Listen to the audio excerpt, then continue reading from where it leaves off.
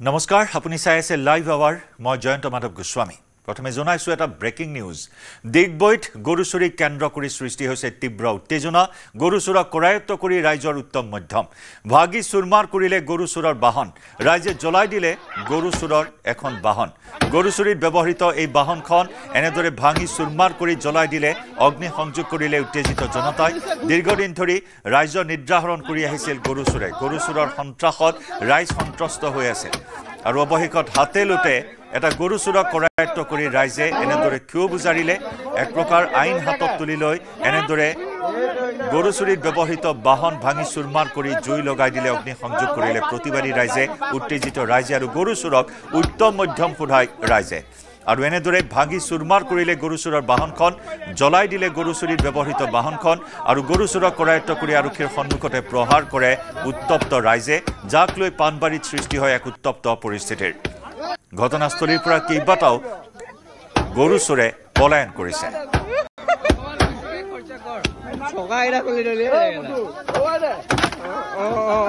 আমি শেহতীয়া খবৰ লাভ কৰিবলৈ সংযুক্ত হৈছো আমাৰ সাংবাদিক ৰীনা কাকুতি গগৈৰ সৈতে ৰীনা এই ঘটনা সন্দৰ্ভত আৰু কি তথ্য আছে গৰুচুৰৰ কিবা সন্ধান এই মুহূৰ্তত লাভ কৰা হৈছে নে নাই নিশ্চয় জয়ন্ত যেহেতু ক'ব লাগিব দিগবৈত সঘনাই সংঘটিত হৈ আছে গৰুচুৰৰ উপদ্ৰৱ ইতিমধ্যে গৰুচুৰ সন্ত্ৰাসে নিৰ্ধাৰণ কৰিছে এই যিসকল স্থানীয় ৰাইজক আৰু দিগবৈ পানবাৰীত সংঘটিত হৈছে আজি এক চাঞ্চল্যকৰ ঘটনা ইতিমধ্যে পানবাৰীত গৰু চুৰ কৰিবলৈ আহোঁতে হাততে ধৰা পৰে চুৰ আৰু এই গৰু চুৰক আটক কৰি পানবাৰী ৰাইজে উত্তম মাধ্যম শুনাই দিগবৈ আৰক্ষীক গতাই দিয়ে আৰু লগতে গৰু চুৰ কৰিবলৈ অনা দুখনকৈ বাহন ইতিমধ্যে এখন বাহনত গৰু উঠা হৈ চোৰৰ দল কিন্তু আনখন বাহন যিটো স্থানীয় ৰাইজে তেওঁলোকে আবদ্ধ কৰি সেই বাহনখন ভাঙি চুৰমাৰ কৰাৰ পিছত তেওঁলোকে জ্বলাই দিয়ে আৰু ইতিমধ্যে এই গৰু চোৰৰ সন্ত্ৰাসে স্থানীয় এইসকল ৰাইজ যিহেতু ৰাইজ উত্তেজিত হৈ পৰিছে আৰু গৰু চুৰ নিবলৈ ব্যৱহাৰ কৰা এই বাহনখন জ্বলাই দিয়াৰ পিছত প্ৰায় দিগবৈ আৰক্ষীত দেখা গৈছে প্ৰায় 200ৰো অধিক লোক ইয়াত যিহেতু আহিছে আৰু তেওঁলোকে সেই যিজন গৰু চুৰ কৰিবলৈ আহিছিল অভিযোগ উঠিছিল তুলন চাংমাই নামৰ যি দিগবৈ পানবাৰীৰ নিবাসী এজন যুৱক তুলন চাংমাইক যিটো তেওঁলোকে কৰায়ত্ব কৰি পিনে দিগবৈ আৰক্ষীক যিহেতু চমজাই দিছে দিগবৈ আৰক্ষীয়ে তেওঁক যিটো ইতিমধ্যে আটক কৰিছে আৰু তাৰ লগত থকা আৰু বহুকেইজন চুৰ যদিও পলাই যাবলৈ সক্ষম হৈছে কিন্তু ইতিমধ্যে আৰক্ষী তদন্ত অব্যাহত ৰাখিছে আৰু উক্ত ঘটনাক লৈ ইতিমধ্যে দিগবৈত এক চাঞ্চল্য বিৰাজ কৰিছে কিয়নো গৰু চুৰ কৰিবলৈ অহা যিখন বাহন আছিল এই বাহনখন স্থানীয় যি উত্তেজিত ৰাইজ সেই ৰাইজে যিহেতু জ্বলাই দিছে ভাঙি চুৰমাৰ কৰিছে কিয়নো দিগবৈত সঘনাই সংঘটিত হৈছে গৰু চুৰ আৰু ইতিমধ্যে এটা পৰিয়ালৰ লোকৰ পৰা প্ৰায় 500টাকৈ গৰু চুৰ সঘনাই সংঘটিত হৈছে ইতিমধ্যে চুৰে লৈ গৈছে ঠিক তেনেদৰে আজি পুৱাৰ ভাগতো চুৰে চুৰ কৰিবলৈ সময়তে এখন বাহন যিটো আবদ্ধ কৰিবলৈ সক্ষম হৈছে কিন্তু আন এখন বাহন যি তেওঁলোকে লৈ গৰু চুৰ কৰিলে উধাও হ'বলৈ ইতিমধ্যে সক্ষম হৈছে আৰু ইতিমধ্যে ইয়াক লৈ দিগবৈ আৰক্ষীয়ে তদন্ত অব্যাহত ৰাখিছে বৰ্তমান দিগবৈ আৰক্ষী থানাত প্ৰায় 200ৰো অধিক যিটো স্থানীয় লোকে আহি এই যি ঘটনাক লৈ যে তেওঁলোকক গোচৰ তৰিছে আৰু এই ঘটনাক লৈ আৰক্ষী তদন্ত বৰ্তমান অব্যাহত ৰাখিছে জয়ন্ত ধন্যবাদ ৰীনা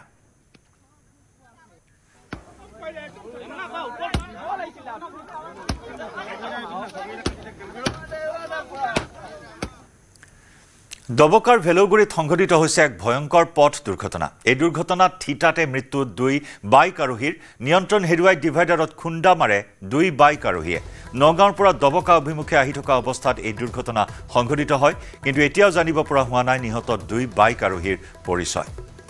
এক ভয়ংকৰ পথ দুৰ্ঘটনা য'ত থিতাতে প্ৰাণ হেৰুৱালে 2 বাইক আৰোহীয়ে দবকাৰ ভেলৌগুৰিত সংঘটিত হৈছে এই পথ দুৰ্ঘটনা নিয়ন্ত্ৰণ হেৰুৱাই তীব্ৰবেগী বাইকখনে ডিভাইডাৰত খুন্দা মৰাত এই শোকাবহ পথ দুৰ্ঘটনা সংঘটিত হয় য'ত থিতাতে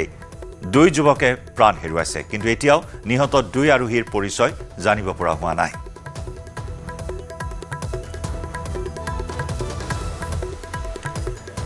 গোলাঘাটৰ ফৰঙনি কৰতি পাৰত মহিলাক চোকা অস্ত্ৰেৰে আক্ৰমণ কৰি হত্যাৰ চেষ্টা অসৎ কাৰ্য চৰিতাৰ্থ কৰিবলৈ গৈ নিজৰ বয়েকক হত্যাৰ চেষ্টা চলালে দেওৰেকে অকলশৰে থকা মহিলাগৰাকীৰ ঘৰত বুধবাৰে নিশাৰ ভাগত প্ৰৱেশ কৰিছিল দেওৰেক বিদ্যুপন দত্তই মহিলাগৰাকীৰ স্বামী কৰ্মসূত্ৰে বেংগালুৰুত থকাৰ বাবে 8 বছৰীয়া কন্যাসহ অকলেই থাকে গৃহত তাৰে সুযোগ লৈ লম্পট দেওৰেক বিদ্যুপন দত্তই অসৎ কাৰ্য চৰিতাৰ্থ কৰিবলৈ গৈছিল বয়েকে বাধা দিয়াত চোকা অস্ত্ৰেৰে ঘপিয়াই হত্যাৰ চেষ্টা চলাই বিদ্যুপন দত্তই মহিলাগৰাকীৰ চিঞৰ বাখৰ শুনি ওচৰ চুবুৰীয়া উপস্থিত হৈ ৰক্তাক্ত অৱস্থাত মহিলাগৰাকীক উদ্ধাৰ কৰি হাস্পতালত ভৰ্তি কৰোৱাই অভিযুক্ত বিদ্যুপন দত্তক আৰক্ষীয়ে গ্ৰেপ্তাৰ কৰি তদন্ত অব্যাহত ৰাখিছে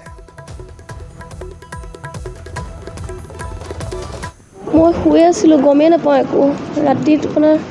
3:30 মান বাজিছে তেতিয়াতো চব শুই যায় ন ভাওনা চোৱা মানুহবোৰ ৰাস্তাই দি আহি আছিলে মই শুলোঁ তাৰপৰা পাছফালৰ দৰজাখন মই প্ৰায় সদায় তলা মাৰিয়ে শুওঁ ভণ্টি থাকেহি মোৰ লগত কালি থকা নাছিলে বাৰু তাৰপৰা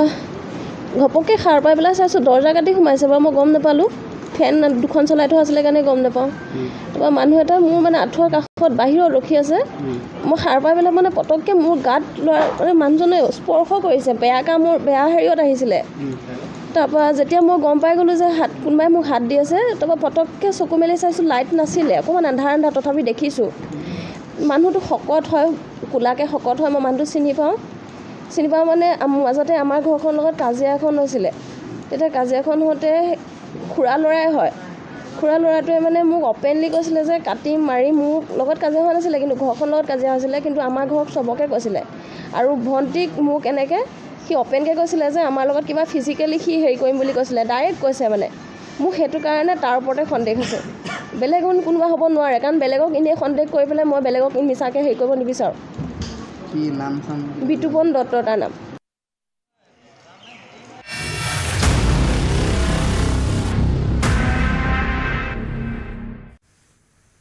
ৰাজা ৰঘুবংশী হত্যাকাণ্ডৰ নতুন তথ্য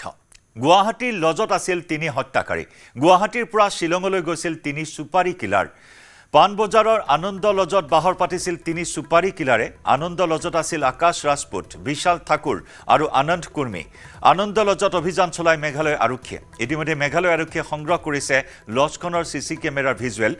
আৰক্ষীয়ে জব্দ কৰিছে লজখনৰ ৰেজিষ্টাৰ বুক ইফালে সোণমসহ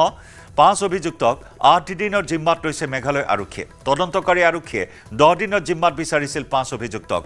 আজি মেঘালয় আৰক্ষীয়ে ৰাজা হত্যাকাণ্ডৰ সিন ৰিক্ৰিয়েশ্যন কৰাৰো সম্ভাৱনা আছে মহানগৰীৰ আনন্দ লজ এই আনন্দ লজতে নিশা কটাইছিল 3 সুপাৰী কিলাৰে ইয়াৰ পৰাই পুৱা প্ৰায় 5 বজাতে মেঘালয় অভিমুখে ৰাওনা হোৱাৰ কথা লজখনৰ কৰ্মচাৰীয়ে জানিবলৈ দিছে আৰু পল্টন বজাৰৰ পৰাই এই চুকা দাগ ক্ৰয় কৰি নিছিল ৰাজাক হত্যা কৰিবলৈ 3 সুপাৰী কিলাৰে এক লোমহৰ্ষক নৃশংস হত্যাকাণ্ড হানিমুন ট্ৰেজেডি হানিমুন হত্যাকাণ্ডৰ এই সমূহ তথ্য এই মুহূৰ্তত সন্মুখলৈ আহিছে আনন্দ লজত কটাই যোৱা 3 সুপাৰী কিলাৰৰ আৰু বহু তথ্য সংগ্ৰহ কৰিবৰ বাবে নিশা 1 বজাত মেঘালয় আৰক্ষীৰ দল লজখনত উপস্থিত হয় আৰু লজখনৰ পৰা সিসি কেমেৰাৰ ভিজুৱেল সংগ্ৰহ কৰে ৰেজিষ্টাৰ বুকৰ পৰা বিভিন্ন তথ্য সংগ্ৰহ কৰে মেঘালয় আৰক্ষীয়ে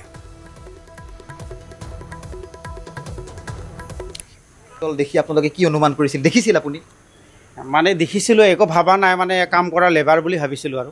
মানে সাজ পোছাক কেনেকুৱা হৈ আছিলে কেইজনমান আছিলে নেকি লগত আৰু আন কোনোবা কোনো নাছিলে আমাৰ ইয়াত 3 জনে আছিলে চলিটো অলপ দীঘল আছিলে মানুহ কেইজন আছিল সিহঁতৰ 3 জন আহিছিলে মহিলা চলি নাই 3 জনৰ ল'ৰা 3 জন আছিল ছোৱালী চলি নাই কেনেকুৱা অৱস্থা মানে অলপ চলি দীঘল আৰু বেগ আছিলে এনে সৰু আমাৰতো মোবাইলতে থাকে মোবাইলবিলাক লৈ গৈছে নহয় এতিয়া সেনেকুৱা নাই আৰু আমিতো কপিগিলা ৰাখোঁ নহয় কিন্তু এতিয়া ছাৰহঁতে লৈ গৈছে মেঘালয় পুলিচ কেতিয়া আহিলে 1 মান বজাত আহিছে একদিনেই আছিলে মৰ্ণিং গুচি গৈছে 5:30 মান বজাত গৈছে চবখিনি কৰিছে কিন্তু আমাৰ সেইটো নাথাকে 1 মাহৰ পিছত গুচি যায় সৰু আছিলে সিহঁতৰ বেগবিলাকে মানে কাপোৰ কানি আৰু এনেকুৱা আমি চোৱা নাই আকৌ কেইটামান আছিলে 3 জনৰ 3টা সৰু ইফালে ত্ৰিপুৰাৰ গণ্ডাচেৰাত ত্ৰিকোণীয়া প্ৰেমৰ বাবে সংঘটিত হৈছে এটা লোমহৰ্ষক হত্যাকাণ্ড ফ্ৰিজৰ ভিতৰত যুৱকৰ মৃতদেহ উদ্ধাৰৰ পিছতে পোহৰলৈ আহিছে এই চাঞ্চল্যকৰ ঘটনা এজন যুৱকক নৃশংসভাৱে হত্যা কৰি সুটকেছত ভৰাই ৰাখিলে ফ্ৰিজত ঘটনাৰে জড়িত অভিযোগত গ্ৰেপ্তাৰ কৰা হৈছে 6 অভিযুক্তক 8 জুনত আগৰতলাত সংঘটিত হোৱা এই অপৰাধত 3 দিন পাছত উদ্ধাৰ কৰা হয় মৃতদেহ নিহত যুৱকজনৰ নাম শৰীফুল ইছলাম আগৰতলাৰ স্মাৰ্ট সিটি প্ৰজেক্টৰ অধীনত ইলেক্ট্ৰিচিয়ান হিচাপে কৰ্মৰত আছিল শৰীফুল দিবাকৰ সাহা নামৰ এজন চিকিৎসকে আগৰতলাৰ ইন্দ্ৰনগৰত থকা নিজৰ বাসগৃহলৈ ফোন কৰি মাতি নিছিল শৰীফুলক সেই সময়ত বাসগৃহটোত উপস্থিত আছিল অনিমেশ যাদৱ নৱনীত দাস আৰু জয়দীপ দাস নামৰ আন 3 জন লোক প্ৰাৰম্ভিক তদন্ত অনুসৰি সম্পূৰ্ণ পূৰ্ব পৰিকল্পিত আছিল এই হত্যাকাণ্ড শৰীফুলৰ সৈতে প্ৰেমৰ সম্পৰ্ক আছিল ডাক্তৰ দিবাকৰ সাহাৰ সম্পৰ্কীয় ভগ্নীৰ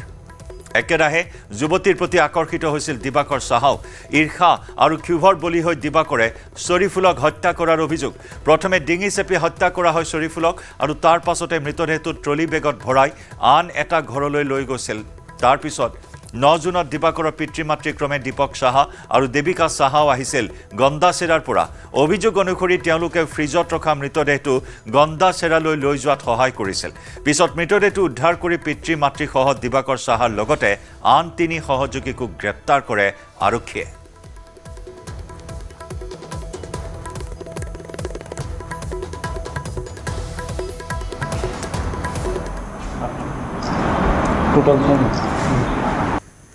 एक्चुअली एक इंसिडेंट हुआ 8 जून को एक आदमी है शरीफुल इस्लाम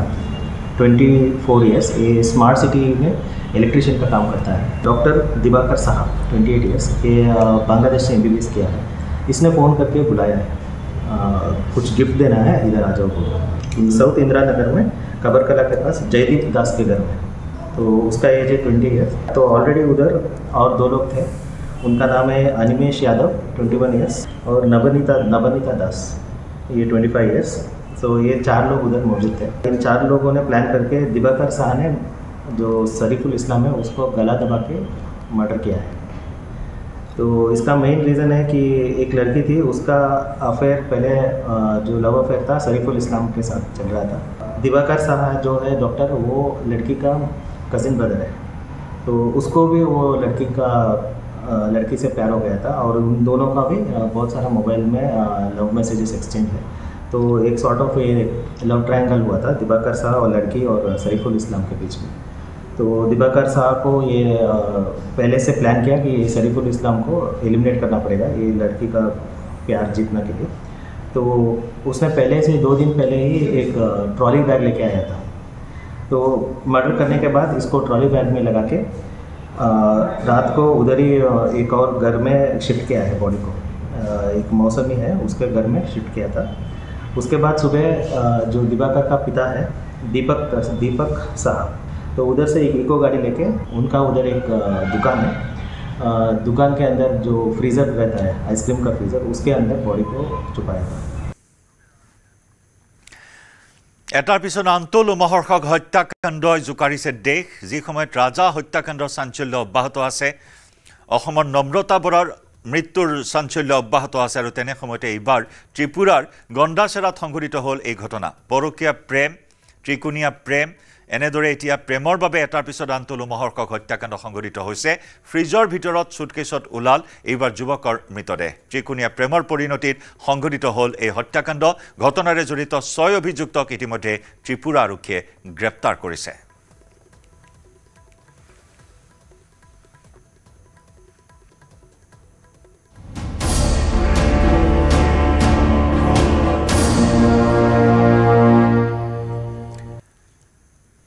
উৎকট গৰমে দহিছে সমগ্ৰ ৰাজ্য প্ৰচণ্ড গৰমৰ ফলত অসুস্থ হৈছে ৰাজ্যত এই পৰ্যন্ত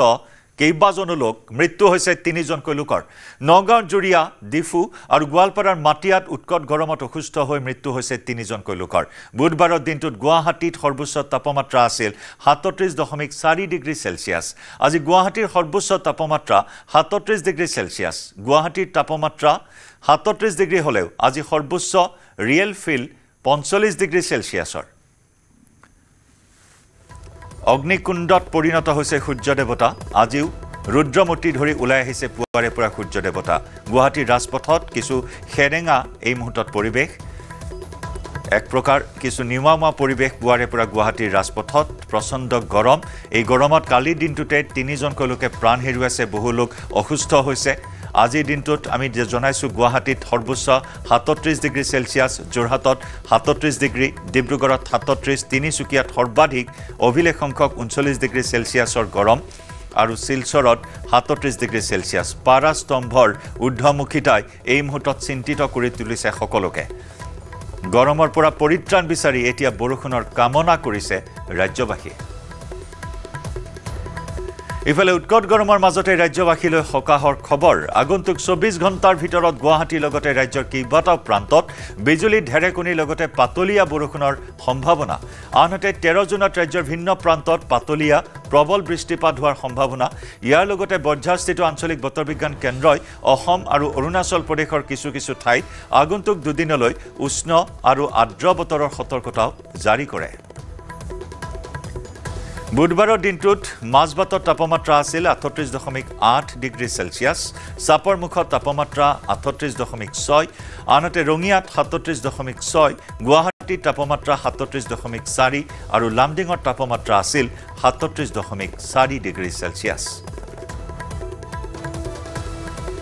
হয় গৰম যোৱাকালিৰ ম্যাক্সিমাম টেম্পাৰেচাৰ আছিল 38 ডিগ্ৰী সেলসিয়াছ আমি যোৰহাটত পাইছিলোঁ তাৰোপৰি বহুকেইখন ঠাইত নৰ্থ ইষ্ট অসমৰ আৰু লগতে অসমৰ বহুকেইখন ঠাইত আমি যেটো টেম্পাৰেচাৰ আছিল সেইটো এবভ নৰ্মেল আছিল প্ৰায় আপোনাৰ 5 পৰা 7 ডিগ্ৰী এবভ নৰ্মেল আছিল কিছু ঠাইত আৰু হিউমিডিটিও আমাৰ এৰাউণ্ড 60% আছিল আৰু আজিও আমি টেম্পাৰেচাৰ 33 অলৰেডি আমি ৰেকৰ্ড কৰিছোঁ বাই 11 o'clock আৰু সেই এই কণ্ডিশ্যনবিলাকলৈ চাই অহা দুদিনলৈ অসম আৰু অৰুণাচল প্ৰদেশৰ দুই ঠাইত আমি হট এণ্ড হিউমিড উষ্ণ আৰু আৰ্দ্ৰ ৱেডাৰৰ ৱাৰ্ণিং দি থোৱা আছে লগতে ঠায়ে ঠায়ে বৰষুণ আজিও হ'ব পাতলীয়াৰ পৰা মজলীয়া বৰষুণ আজিও হ'ব ডে 2 অৰ্থাৎ কাইলৈও হ'ব ডে 3 পৰা আৰু অৰ্থাৎ কাইলৈ ৰাতিমানৰ পৰা অলপ বৰষুণৰ পৰিমাণ বাঢ়িব মানে দুই এঠাইৰ পৰা কিছু ঠাইলৈ আৰু প্ৰসাৰিত হ'ব লগতে প্ৰবল বৰষুণ হোৱাৰ আশা আমি ডে 3 পৰা দেখিছোঁ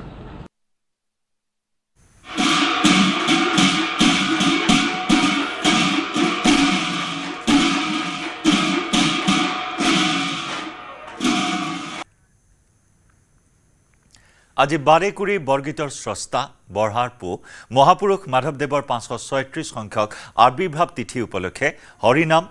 শ্ৰৱণ কীৰ্তনেৰে মুখৰিত হৈছে নামঘৰসমূহ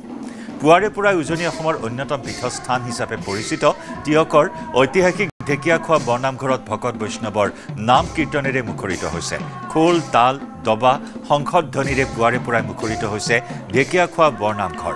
গুৰু জয়ন্তী উপলক্ষে দিনে নিশাই চলিছে গুৰুজনাৰ সৃষ্টিৰাজিৰ গুণানুকীৰ্তন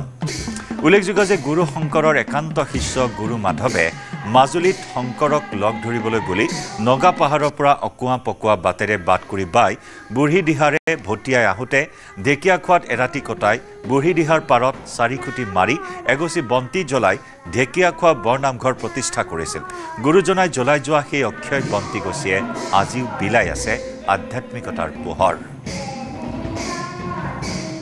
ঐতিহাসিক ঢেকিয়াখোৱা বৰনামঘৰৰ পৰা আমাৰ সাংবাদিক দিগন্ত হাজৰিকাৰ সৈতে সংযুক্ত হৈছোঁ পোনপটীয়া সম্প্ৰচাৰত দিগন্ত কিছু ধৰ্মীয় কাৰ্যসূচীৰ আয়োজন কৰা হৈছে মহাপুৰুষ মাধৱদেৱৰ আবিৰ্ভাৱ তিথি উপলক্ষে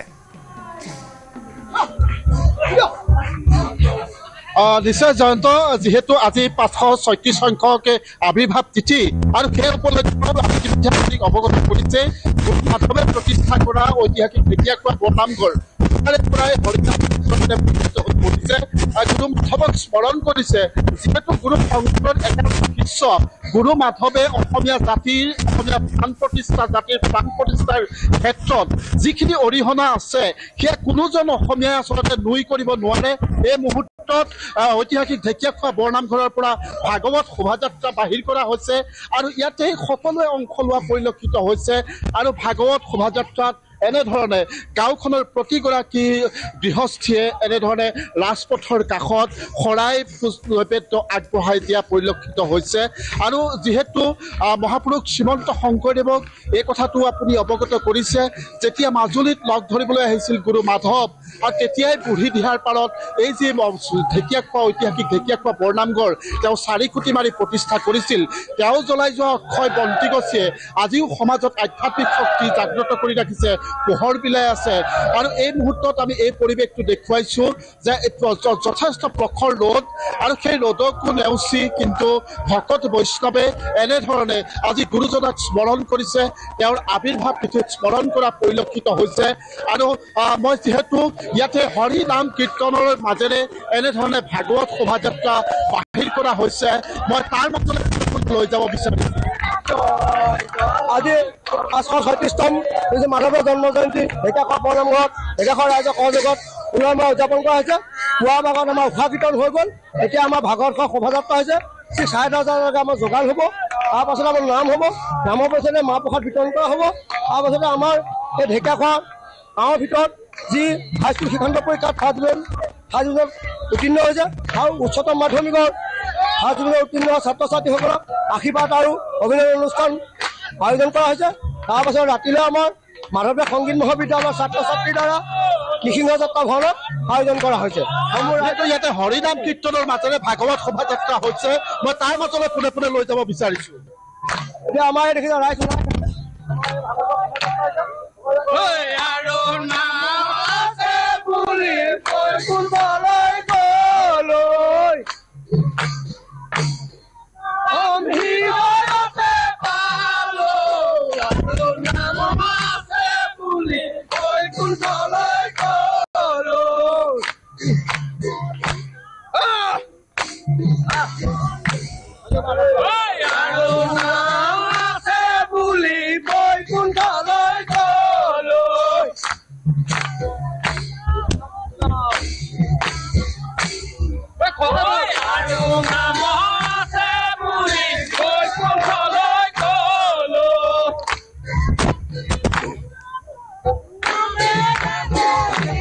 যজ্ঞ চাওক যিহেতু 3দিনীয়াকৈ ইয়াতে গুৰুজনাৰ আবিৰ্ভাৱ তিথি আয়োজন কৰা হৈছে আৰু 3দিনীয়াৰ আজি গুৰু মাধৱৰ আবিৰ্ভাৱ তিথিৰ শেষৰটো কাৰ্যসূচী ইয়াতে আজি ঢেকীয়াখোৱা বৰনামঘৰত ধৰ্মালোচনী সভাৰ পৰা আৰম্ভ কৰি বহুকেইটা কাৰ্যসূচী আছে পুৱাৰ ভাগৰ যি উষা কীৰ্তন সেই উষা কীৰ্তন ইতিমধ্যে সমাপন হোৱাৰ পিছতে এই ভাগৱত শোভাযাত্ৰা বাহিৰ কৰা হৈছে এই শোভাযাত্ৰাত দেখা গৈছে যে সকলো গাঁৱৰ সকলো ৰাইজ ওলাই আহিছে মহিলাসকল ওলাই আহিছে সকলোৱে কিন্তু এই হৰিনাম কীৰ্তনত অংশ লৈছে গুৰু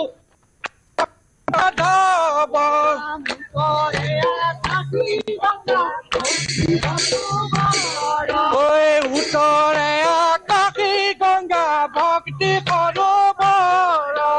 উত্তৰে আকাশী গংগা ভক্তি সৰোবৰ উত্তৰে আকাশী গংগা ভক্তি সৰোবৰ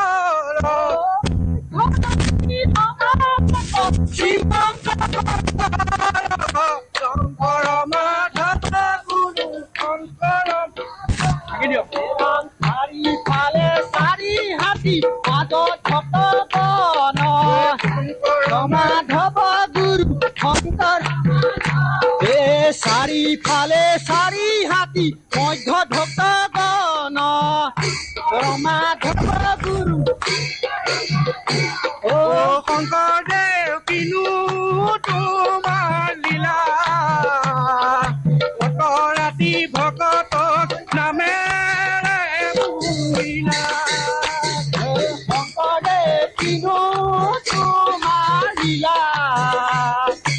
অত ৰাতি ভকতক নামেৰে বুলিলা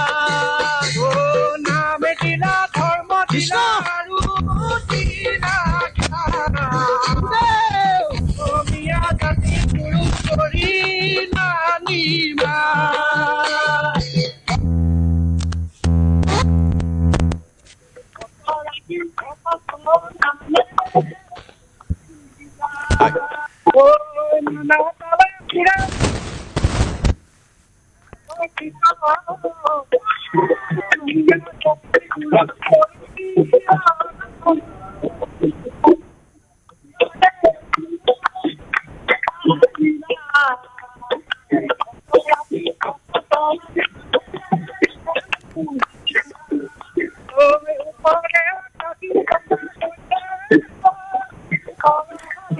বৰ্ণিল আধ্যাত্মিক পৰিৱেশে বিৰাজ কৰিছে গুৰুজনাৰ আবিৰ্ভাৱ তিথি উপলক্ষে শ্ৰীমন্ত শংকৰ দিনো তোমাৰ লীলা কত ৰাতি ভকত নামে মুহিলা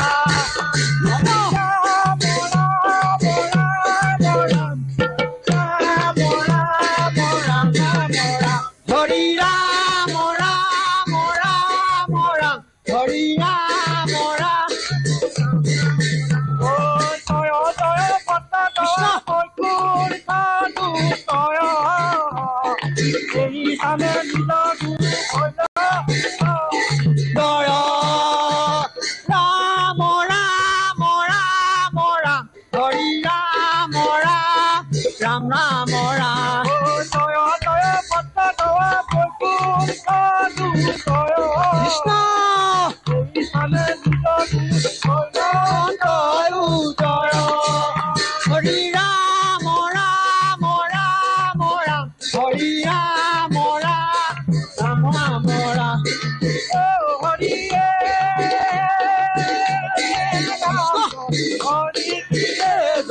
জয় হৰি গোপাল গৌৰী ৰাম জয় জগতগুৰু মাধৱদেৱ জয় জগতগুৰু মাধৱদেৱ জয় জগতগুৰু মাধৱদেৱ জয় জয় জয় একেধৰণে জয়ন্ত জয় জগতগুৰু মাধৱদেৱৰ ধ্বনি উঠিছে মই কৈছোঁৱেই যে একেবাৰে ৰোহনীয়া ভাগৱত শোভাযাত্ৰা আৰু এই শোভাযাত্ৰাৰ জৰিয়তে তেওঁলোকে প্ৰতিপন্ন কৰিব বিচাৰিছে গুৰু মাধৱে যিখিনি দি গৈছে সেইখিনিৰ জৰিয়তে যে অসমীয়া জাতি আজি চহকী হৈ আছে অসমীয়া জাতি মহিয়ান হৈ আছে এই কথাখিনি কিন্তু তেওঁলোকে প্ৰতিপন্ন কৰিব বিচাৰিছে মই কৈছোঁৱে যে প্ৰতি এটা দিন খালী নাথাকে ঢেকীয়াখোৱা বৰনামঘৰত প্ৰতিদিনেই গুৰু দুজনাৰ সৃষ্টিৰাজিৰ গুণানুকীৰ্তন হয় আৰু এই গুণানুকীৰ্তনৰ মাজেৰে সমাজত আধ্যাত্মিক শক্তি জাগ্ৰত কৰিবলৈ প্ৰয়াস কৰি আহিছে প্ৰসাৰ কৰিবলৈ প্ৰয়াস কৰি আহিছে আজিও ব্যতিক্ৰম নহয় গুৰু মাধৱে চালি খুটি মাৰি প্ৰতিষ্ঠা কৰা ঢেকীয়াখোৱা বৰনামঘৰত আজি পুৱাৰে পৰাই এই পৰিৱেশটো উপলব্ধ হৈছে এই পৰিৱেশটো দেখিবলৈ পোৱা গৈছে ধন্যবাদ জনাইছো দিগন্ত আৰু মহাপুৰুষ মাধৱদেৱৰ আজি 536 সংখ্যক আবিৰ্ভাৱ তিথি উপলক্ষে সমগ্ৰ ৰাজ্যৰ সত্ৰ নামঘৰসমূহৰ লগতে মহাপুৰুষ মাধৱদেৱ গুৰুজনাই স্থাপন কৰা ঐতিহাসিক বৰপেটা সত্ৰত গুৰুজনাৰ জন্ম মহোৎসৱ 3 দিনীয়া কাৰ্যসূচীৰে পালন কৰা হৈছে মহাপুৰুষ মাধৱদেৱ গুৰুজনাই স্থাপন কৰা দ্বাৰকা মথুৰা সদৃশ বৰপেটা সত্ৰৰ আইসকলে প্ৰসংগত ভাগ লয় আইসকলৰ প্ৰসংগৰ পিছতে বাপ বৈষ্ণৱে পুৱাৰ নৃত্য প্ৰসংগৰ লগতে নৈমিত্তিক প্ৰসংগত ভাগ লয় গুৰুজনাৰ আবিৰ্ভাৱ মহোৎসৱ উপলক্ষে বৰপেটা সত্ৰৰ চৌদিশে নাম প্ৰসংগ আৰু হৰিনাম কীৰ্তনৰ ধ্বনিৰ অমিয়া সুৰেৰে মুখৰিত হৈ পৰে মহাপুৰুষ মাধৱদেৱৰ আবিৰ্ভাৱ মহোৎসৱ মই উপস্থিত আছো বৰপেটা সত্ৰত সমগ্ৰ অসমৰ সত্ৰসমূহৰ লগতে বৰপেটা সত্ৰতো পালিত হৈ আছে মাধৱদেৱৰ জন্মোৎসৱ এই মুহূৰ্তত মই দেখুৱাইছোঁ বৰপেটা সত্ৰত নাম কীৰ্তনেৰে পালন কৰা হৈছে মাধৱদেৱৰ জন্মোৎসৱ এই মুহূৰ্তত মই সত্ৰৰ পৰিৱেশ দেখুৱাইছোঁ ভকতসকল আহিছে নাম কীৰ্তন কৰিছে ৰাতিপুৱাৰ পৰাই নাম কীৰ্তনত অংশগ্ৰহণ কৰিছে বিশেষকৈ ডেকা সত্ৰীয়া উত্তম পাঠকদেৱে নাম কীৰ্তন আৰম্ভ কৰিছে আৰু এই নাম কীৰ্তন লগাই দি আছে মই এই মুহূৰ্ত দেখুৱাই আছোঁ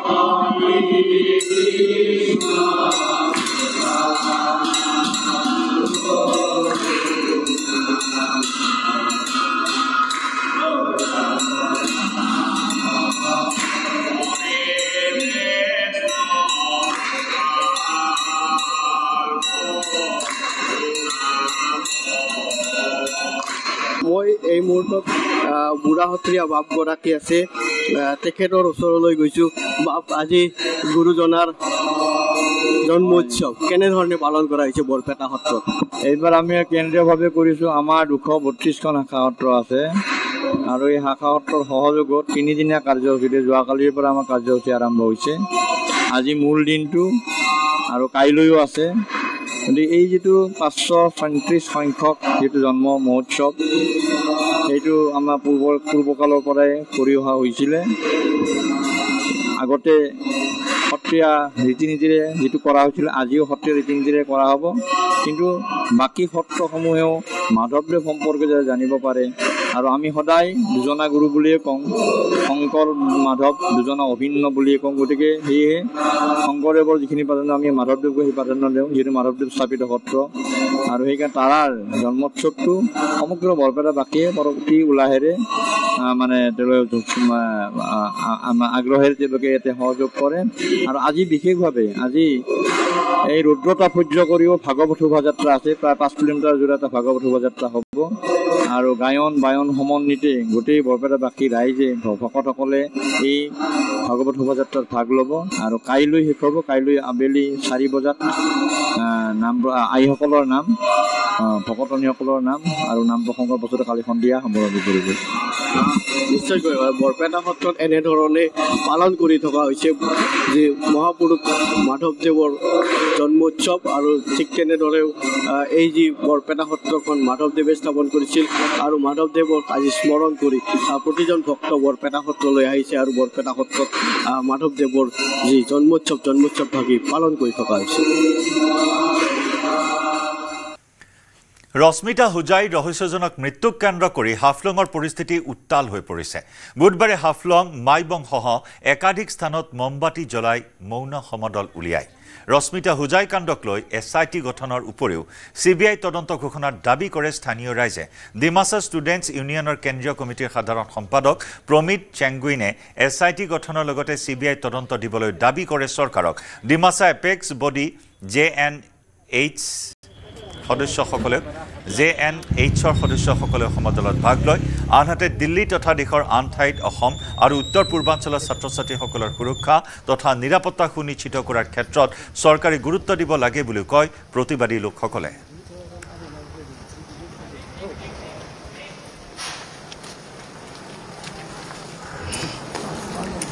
ধুমুহাৰ ফলত মৰিগাঁৱত এগৰাকী মহিলাৰ মৃত্যু। ধুমুহাই উৰুৱাই অনা ঘৰৰ টিনপাতে কটাৰ ফলত মৃত্যু হয় মহিলাগৰাকীৰ। মৃত মহিলাগৰাকী লাখপতি ৰাজভৰ। কাণফালাৰ মেলাআটিত সংঘটিত হৈছে এই শোকাবহ ঘটনা। নিশা অহা প্ৰচণ্ড ধুমুহাই মৰিগাঁৱত বিস্তৰ ক্ষতি সাধন কৰে। ধুমুহাত ভাঙি চুৰমাৰ হৈছে কেইবাটা পৰিয়ালৰ বাসগৃহ।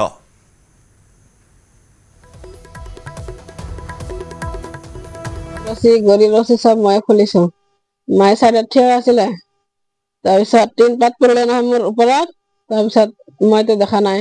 মই ভাবিছো মা ভিতৰত গ'ল। তাৰপিছত আমাৰ মামীজনী যে মোবাইলত টৰ্চ জ্বলাই আহিছে, আহি কেনে কৈছে ভণ্টিজনীচোন পৰি আছে। তেতিয়া মই গৰু নেট আছিলে যে নেটটো ছিঙি কেনে বাহিৰত ওলাইছো, দাদাক মাত দিছো, তাতে আছিলে ভিতৰতে আছিলে। মাত দিছো, তেতিয়া মাক দাঙি লৈ আহিছো। তেতিয়া চাইছো তাতে পালচটো চাইছো, পালচ নাই, চলা নাই। আকৌ ভিতৰত আনি নাকত ধৰিছো, মুখেদি ফুৱ দিছো, নাই। এটা নাৰ লগতে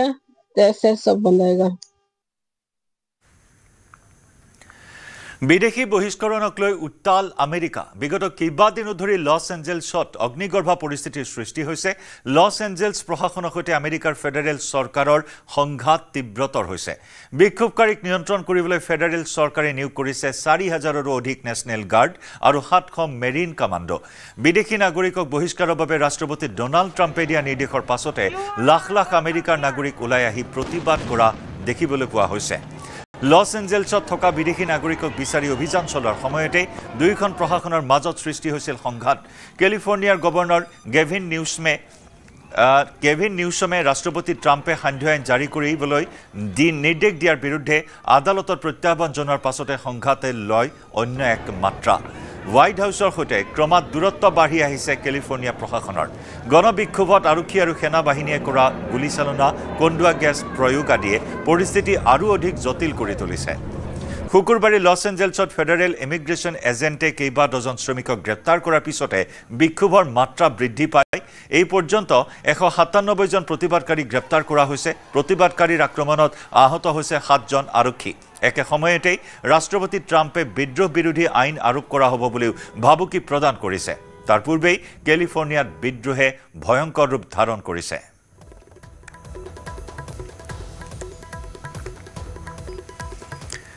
হাতত সুৰাৰ বটল লৈ মহিলাৰ তাণ্ডৱ। শিৱসাগৰ অসামৰিক চিকিৎসালয়ত এক অপ্ৰীতিকৰ পৰিস্থিতিৰ সৃষ্টি হয়। মহিলাৰ কৰ্মত অতিষ্ঠ হ'ল জনতা। মুখত অশ্ৰাব্য গালি সুৰাসক্ত মহিলাৰ।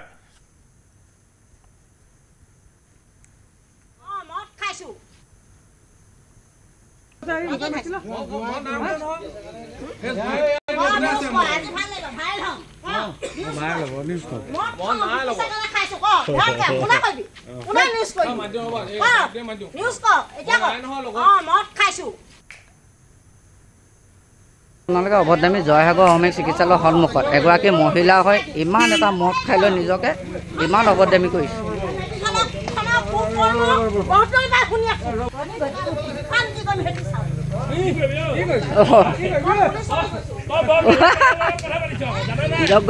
নিজে গম নাপায় কি কৰি আছে আৰু তেওঁ নিজকে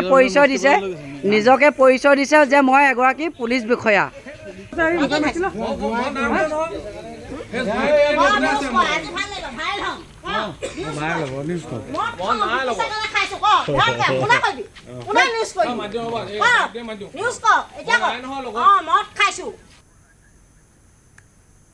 আপোনালোকে অভদ্ৰামী জয়সাগৰ সামৰিক চিকিৎসালয়ৰ সন্মুখত এগৰাকী মহিলা হয় ইমান এটা মদ খাই লৈ নিজকে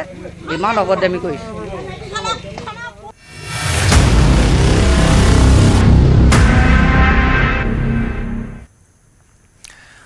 হানিমুন হত্যাত জড়িত 5 অভিযুক্তক ইতিমধ্যে জেৰা চলাই আছে মেঘালয় আৰক্ষীয়ে। প্ৰতিদিনেই জেৰাত পোহৰলৈ আহিছে বহুখিনি বিস্ফোৰক তথ্য। গুৱাহাটী কানেকশ্যনৰ কথা ইতিমধ্যে আমি উল্লেখ কৰিছোঁ। গুৱাহাটীৰ আনন্দ লজত বাহৰ পাতিছিল 3 চুপাৰী কিলাৰে। এই আনন্দ লজত ইতিমধ্যে মেঘালয় আৰক্ষীৰ দল উপস্থিত হৈ বিভিন্ন তথ্য সংগ্ৰহ কৰিছে, CC কেমেৰাৰ ফুটেজ সংগ্ৰহ কৰিছে। গুৱাহাটীৰ পৰা ক্ৰয় কৰা, পল্টন বজাৰৰ পৰা ক্ৰয় কৰা দাৰে ৰাজা ৰঘুবংশীক হত্যা কৰা হৈছিল, সকলোখিনি তথ্য লাভ কৰা হৈছে। আৰু আজি সেই হত্যাকাণ্ডৰ চিন ৰিক্ৰিয়েশ্যন কৰাৰো সম্ভাৱনা আছে। 8 দিনৰ জিম্মাত লৈছে 5 অভিযুক্তক মেঘালয় আৰক্ষীয়ে। সতীৰ্থ সাংবাদিক প্ৰীতি প্ৰিয়দৰ্শিনীৰ সৈতে সংযুক্ত হৈছোঁ মেঘালয়ৰ পৰা পোনপটীয়া সম্প্ৰচাৰত। প্ৰীতি, এই মুহূৰ্তত কি খবৰ আছে আপোনাৰ ওচৰত? আৰক্ষীৰ পৰা কিছু কথা গম পোৱা গৈছে। আৰক্ষীৰ সূত্ৰই আমাক জনাইছে যে যিটো কালি যি সোধা পোছা কৰা হৈছিলে, এডাল মংগলসূত্ৰ পোৱা গৈছে বুলি কৈছে। সোণমৰ ওচৰত তাইৰ যিডাল মংগলসূত্ৰ, সেই মংগলসূত্ৰডাল বেগত পোৱা হৈছে, তেনেকুৱা এটা তথ্য লাভ কৰা হৈছে। তাৰ লগতে আমি যিহেতু প্ৰথমতে জানিছিলোঁ যে এখন স্কুটি তেওঁলোকে ভাড়ালৈ লৈছিলে, কিন্তু এতিয়া এনে এটা কথাৰো চৰ্চা চলিছে আৰক্ষীৰ ফালৰ পৰা। এই কথাও কোৱা হৈছে যে তেওঁলোকে হয়তো ইয়াত এখন গাড়ীও ভাড়া কৰিছিলে, কাৰণ সেই গাড়ীখন ক'ৰ পৰা ভাড়া কৰিছিলে, ক'ৰ পৰা তেওঁলোকে সেই গাড়ী লৈ গৈছিলে, বাকী 3জন যি অভিযুক্ত আছে, 3টা অভিযুক্তই ক'ৰ পৰা গাড়ী লৈ পেলাই তেওঁলোক গৈছিলে, এতিয়া তাৰ সন্ধানতো কিন্তু আৰক্ষী আছে, মেঘালয় আৰক্ষী। আজিৰ দিনটোত কিছু মুহূৰ্তৰ পিছত এনেকুৱা এটা সম্ভাৱনা আছে যে সকলো তথ্য যেতিয়া ওলাই পৰিব, শ্বিলঙৰ পৰা সকলো তথ্য যেতিয়া তেওঁলোকে সংগ্ৰহ কৰিব, তাৰ পিছতে তেওঁলোকে চিন ৰিক্ৰিয়েশ্যনৰ বাবে হয়তো চহৰালৈ যাব। কাৰণ কালি যিমানখিনি সোধা পোছা কৰা হ'ল, কালি কোৰ্টৰ সন্মুখত আমি আছিলোঁ আৰু ন্যায়ালয়ৰ সন্মুখত যেতিয়া আমি আছিলোঁ তেওঁলোকক দেখুৱাইছিলোঁ, আমাৰ ভিজুৱেলছত স্পষ্ট হৈছিলে যে সোণম আৰু তাৰ লগতে আন 4জন অভিযুক্তই তললৈ মূৰ কৰি কোনোপধ্যে তাহাঁতৰ যাতে মুখমণ্ডল দেখা পোৱা নাযায়, চিটৰ তলত মূৰ সুমুৱাই তেওঁলোক নিজৰ লজ্জা নিবাৰণ কৰিবলৈ চেষ্টা কৰিছিলে, লাজ নিবাৰণ কৰিবলৈ চেষ্টা কৰিছিলে। আৰু তাৰপিছত সেই তাত যি ভাষ্য প্ৰদান কৰিছিলে জয়ন্ত, সেই ভাষ্য ইতিমধ্যে চহৰা পুলিচ ষ্টেচনলৈ পঠাই দিয়া হৈছে। সেই কথা আমি ইতিমধ্যে খবৰ পাইছোঁ যে ভাষ্য যিসমূহ ৰেকৰ্ড কৰা হৈছিলে, সেই ভাষ্য চহৰা পুলিচ ষ্টেচনলৈ পঠিয়াই দিয়া হৈছে। কাৰণ ইয়াৰ পিছত যেতিয়া তেওঁলোকক চহৰা লৈ যাব, প্ৰথম স্থানটো হ'ব চহৰা আৰক্ষী থানা। চহৰা আৰক্ষী থানালৈ প্ৰথম লৈ যাব আৰু তাৰ পিছতে তেওঁলোকে সিদ্ধান্ত কৰিব যে প্ৰথম বা কোনটো স্থানলৈ ক্ৰাইম চিন ৰিক্ৰিয়েশ্যনৰ বাবে যাব, য'ত তেখেতৰ ডেড বডি পোৱা হৈছিলে ৰাজা ৰঘুবংশীৰ, নে য'ৰ পৰা তেওঁলোকে ট্ৰেক কৰি আহিছিলে, নে প্ৰত্যেকটো স্থানতে চিন ৰিক্ৰিয়েশ্যন কৰিব। সেই কথাটো কিন্তু আজিৰ দিনটো স্পষ্ট হৈ পৰিব। কাৰণ আমি প্ৰথম দিনাৰ পৰাই কৈ আছোঁ, আটাইতকৈ বেছি জৰুৰী কথাটোৱে হৈছে চিন ৰিক্ৰিয়েশ্যন। গতিকে আজিৰ দিনটোত এই পৰ্যন্ত কিন্তু তেওঁলোকক জেৰা আৰম্ভ কৰা নাই, আজিৰ দিনটোৰ জেৰা আৰম্ভ কৰা নাই। কিছু মুহূৰ্তৰ পিছতে আকৌ জেৰা আৰম্ভ কৰিব। ক'ৰ পৰা গাড়ী লৈছিলে, ক'ৰ পৰা স্কুটি লৈছিলে, ইয়াত বালাজী গেষ্ট হাউচত তেওঁলোক আছিলে বুলি আমি গম পাইছোঁ। গতিকে সোণম আৰু ৰাজা ৰঘুবংশী আছিলে, আন 3কেইজন ক'ত আছিলে সেই কথা এতিয়াও গম পোৱা নাই। গতিকে তেওঁলোক ক'ত আছিলে, বাকী আন 3জন অভিযুক্ত ক'ত আছিলে, ৰাজাই কেনেকৈ তেওঁলোকৰ লগত সংযুক্ত হৈ আছিলে, হয়তো এনেকুৱা এটা সম্ভাৱনা দেখা পোৱা গৈছে। যিহেতু কি কথা কৈছে সেইখিনি সংবাদ মাধ্যমত জনাবৰ বাবে সংবাদমেল এখন সম্বোধন কৰাৰো এটা সম্ভাৱনা আছে আৰক্ষীৰ ফালৰ পৰা। এতিয়াও সময় স্পষ্ট হোৱা নাই, কেতিয়া কৰিব তেওঁলোকে জনোৱা নাই, কিন্তু কিছু তথ্য হাতত পৰাৰ পিছতহে তেওঁলোকে কেৱল মাত্ৰ তেওঁলোকৰ ভাষ্য আমাক জনাবৰ বাবে তেওঁলোকে হয়তো এই যিখন প্ৰেছ মিট এখন নিদিব কিন্তু কিছু যে তথ্য তেওঁলোকে সংগ্ৰহ কৰিব তাৰপিছত নিশ্চিতভাৱে তেওঁলোকে আমাক জনাব যে তেওঁলোকে কি কৈছে আৰু আৰক্ষীয়ে কি তথ্য যুগুতাবলৈ সক্ষম হৈছে কাৰণ আজি কালিৰ দিনটোত আৰক্ষীৰ থানাত তেওঁলোকক জেৰা কৰা হ'ল তাৰপিছত কোৰ্টত আহি তেওঁলোকে ষ্টেটমেণ্ট দিলে আজিৰ পৰাহে আচলতে মূল জেৰা আৰম্ভ হ'ব বুলি ক'ব পাৰি কালি সোণমে মানি ল'লে যিহেতু গতিকে এতিয়া তেওঁ নুই কৰিব নোৱাৰে কোনটো কণ্ট্ৰাডিকশ্যন নাই তাত কণ্ট্ৰাডিক্টৰী কোনো কথা নাই তাত মানি লৈছে প্ৰত্যেকটো পক্ষই মানি লৈছে তাত অভিযুক্তসকলে মানি লৈছে সোণমে মানি লৈছে এতিয়া মাত্ৰ এটা কথা স্পষ্ট হ'ব লাগে যে কোনে সহায় কৰিছিলে আৰু কেনেকৈ কৰিবলৈ সক্ষম হ'ল আৰক্ষীয়ে এই কথাটো উলিয়াবলৈ বাকী আছে যে মেঘালয় নিচিনা এটা স্থান কিয় বাছি ল'লে কিহৰ বাবে ইয়াত তেওঁলোকে বাছি ল'লে হত্যাকাণ্ড সংঘটিত কৰিবৰ বাবে আৰু ইয়াত পৰা কোনোবাই কিবা তেওঁলোকক সহায় কৰিছিলে নেকি বা তেওঁলোকে কেনেকৈ এই গোটেই প্লেনিংটো কৰিলে সেই কথাটো স্পষ্টকৈ জনাবলৈ জানিবলৈ তথ্য সংগ্ৰহ কৰিবলৈ বাকী আছে জয়ন্ত নিশ্চয় প্ৰীতি আমি এই মুহূৰ্তত ধন্যবাদ জ্ঞাপন কৰিছোঁ আমি পৰৱৰ্তী বুলেটিনতো সংযুক্ত হ'ম আপোনাৰ জৰিয়তে প্ৰতিটো আপডেট আমাৰ দৰ্শকসকললৈ আগবঢ়াম